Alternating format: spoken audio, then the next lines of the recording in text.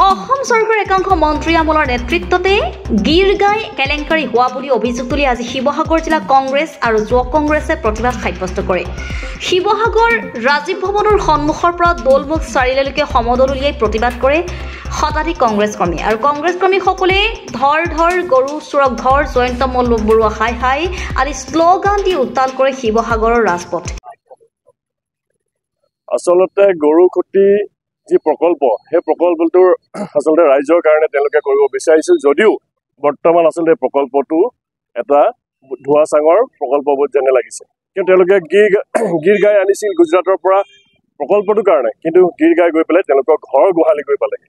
আমি সকলোৱে জানো বৰ্তমানৰ যিজন মন্ত্ৰী, এই চৰকাৰত যিজন মন্ত্ৰী হৈ আছে, এই মন্ত্ৰীজনে তেওঁলোকৰ ঘৰলৈ এই গীৰ গাইখিনি লৈ গ'ল। অকল তেওঁৱেই নহয়, তেওঁলোকৰ বিধায়কসকলেও লৈ গৈছে। আৰু এতিয়া তেওঁলোকে কৈছে, তেওঁলোকৰ যিজন ৰাজ্যিক সভাপতি দিলীপ শইকীয়াও লৈ গৈছে যে আপোনালোকে চাওক যে তেওঁলোকে এতিয়া কৈছে যে এই গীৰ গাইসমূহ মৰাৰ পৰা বচাবৰ কাৰণে হেনো তেওঁলোকে নিছিল। আৰে আপোনালোকে এটা কথা কওকচোন, তেওঁলোকে কিয় ক্ৰয় কৰিছিল? যদি মৰা গীৰ গাই আছিল, মৰিবলগীয়া গীৰ গাই আছিল, তেনেহ'লে চৰকাৰখনে কিয় ক্ৰয় কৰিছিল? অসমৰ জনসাধাৰণৰ পইচা তেওঁলোকে কি পানীত পেলাব বিচাৰিছিল? আমি তেওঁলোকক প্ৰশ্ন কৰিছোঁ যে অকল ৰাজসাহায্য এই ৰাজসাহায্য অকল তেওঁলোকৰ মন্ত্ৰী বিধায়কৰ পত্নীসকলে কিয় পায়? আমি তেওঁলোকক প্ৰশ্ন কৰিব বিচাৰিছোঁ যে আপোনালোকে উচিত তদন্ত কৰক। এই গীৰ গাইসমূহ আপোনালোকে আনোতেই তেওঁলোক বেমাৰী আছিল নে আপোনালোকে অনাৰ পিছত বেমাৰী সজাই আপোনালোকে নিজৰ ঘৰলৈ অন্তৰ্ধান কৰিছিল?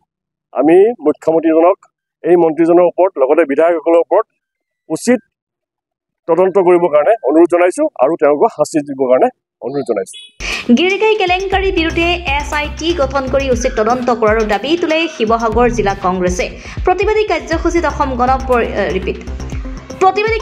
অসম প্ৰদেশ কংগ্ৰেছ কমিটিৰ অজয় গগৈ, শুভমিত্ৰ গগৈয়ে তীব্ৰ সমালোচনা কৰে বিজেপি চৰকাৰক।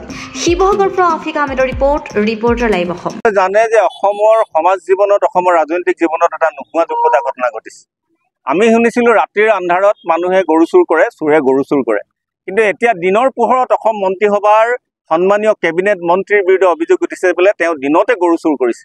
আমি প্ৰথম কথাটো হ'ল শিৱসাগৰ জিলা যুৱ কংগ্ৰেছৰ তৰফৰ পৰা অনুষ্ঠিত কৰা এই প্ৰতিবাদীস্থলীত আমি প্ৰথম দাবীটো জনাইছোঁ যে গৰু চুৰ কাৰ্যৰ লগত জড়িত থকা মন্ত্ৰীসকলক চিনাক্তকৰণ কৰি, আৰু ইতিমধ্যে চিনাক্ত হৈছেই, তেওঁলোকৰ ওপৰত কঠোৰ শাস্তি বিহিব লাগে। অসমৰ মাননীয় মুখ্যমন্ত্ৰী ডাঙৰীয়াক আমি আবেদন জনাইছোঁ, তেখেতৰ মন্ত্ৰীসভাত যি আচলতে গৰু চুৰ কাৰ্যত লিপ্ত হোৱা মন্ত্ৰী তেওঁ অন্তৰ্ভুক্ত কৰি ৰাখিছে, তেখেতলোকক অতি সোনকালে ড্ৰপ কৰিব লাগে, তেওঁলোকক অতি সোনকালে অব্যাহতি দিব লাগে। অসমৰ মানুহৰ সম্পত্তি, অসমৰ মানুহৰ টকা পইচাৰে সুদূৰ গুজৰাটৰ পৰা কিনি অনা যি গীৰ গাই, এই গীৰ গাই কেনেকৈ মন্ত্ৰীয়ে চুৰ কৰিবলৈ পালে, কেনেকৈ MLA চুৰ কৰিবলৈ পালে, কেনেকৈ চকুৰ আগতে মানুহৰ সন্মুখৰ পৰা কেনেকৈ লৈ যাবলৈ পালে, তাৰ এটা উচিত তদন্ত হ'ব লাগে। আৰু অসমৰ মানুহৰ সম্পত্তি আচলতে তেওঁলোকে নিজৰ সম্পত্তি বুলি গণ্য কৰি যেনেকৈ তেওঁলোকে নিজৰ পকেটত ভৰাবলৈ প্ৰয়াস কৰিছে, তাৰ এটা উচিত তদন্ত কৰি দোষীক কঠোৰতম শাস্তি বিহিব লাগে। আমি এই দাবী আমি জনাইছোঁ। আৰু আমি লগে লগে আৰু এটা কথা আমি জনাইছোঁ যে অসমৰ আটাইতকৈ কলংকিত, আটাইতকৈ আচলতে এটা ভ্ৰষ্টাচাৰী মন্ত্ৰী বুলি পৰিণত হোৱা জয়ন্ত বৰুৱাৰ ওপৰত অতি সোনকালে SIT গঠন কৰি তদন্ত কৰিব লাগে আৰু কেনেকৈ গৰুখুটিৰ সেই গীৰ গাইবোৰ নাইকিয়া হ'ল তাৰো এটা প্ৰতিবেদন দি তদন্ত কৰি উচিত শাস্তি বিহিব লাগে বুলি আমি দাবী জনাইছোঁ।